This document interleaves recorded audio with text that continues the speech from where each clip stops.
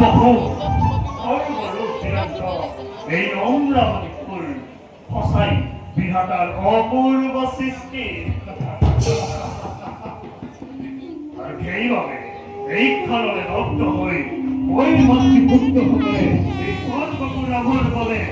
বারে বারে দেবতার রূপ তারা চন্দ্রে ব্যাঘাত তার বলে কোনো ক্ষমতা নাই কারণ প্রাণ কর্তা সার দেবনারায়ণ কি দলে দৈত্য করিব অনিষ্ট হামান সমুদ্রের কথাকে কবিতা প্রকা মহাভূদেবতায় ভাইকর বলে লম্বি অধিকার মহা সুখেরে কথাই শুনিব কিন্তু দেবরা দৈত্য দ্বারা বলে এই কথা মানি লবলৈ আজিও যে অসম্ভব এই দেবরা বিষ্ণুৰ কিবাতে দেৱতাৰ ৰক্ষণ থাকিব সদায় দিবাকৰ দেবৰা এই ক্ষেত্ৰত তোমাৰ মত কি দেবৰা চাৰিত্ৰিকভাৱে শ্ৰেষ্ঠতা হেতু ভাবি সকলোৱে সুখ দুখৰে পাইছো জীৱন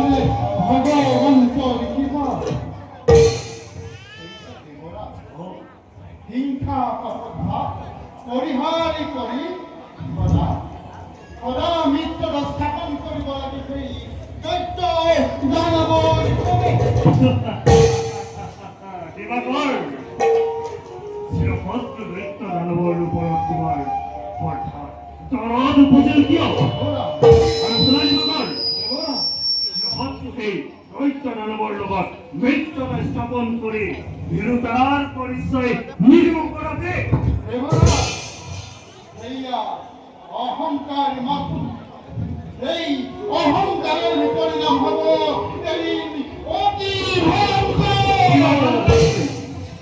নিজৰ শ্ৰেষ্ঠতা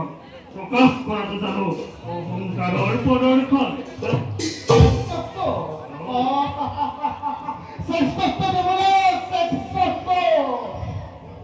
সন্তান সম্ভৱান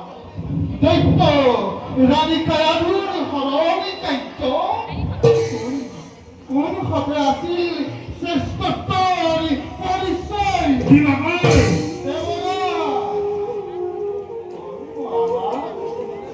জগতৰ শিক্ষা সুখ বিলাসত মদমগ্ন হলে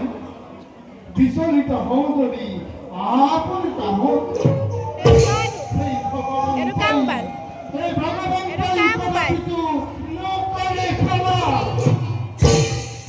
বাৰু দেৱৰা সেই কথা মনত ৰাখিব আৰু মই যাওঁ নিজ কৰ্তব্যত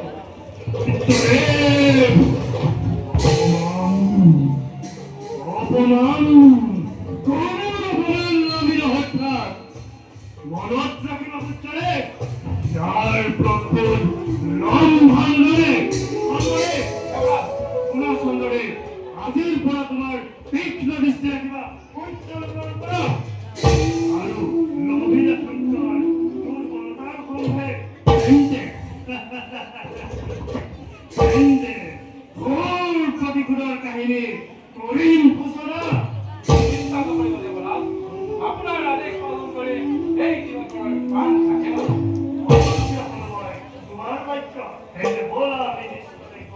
অগ্ৰসৰ ভালে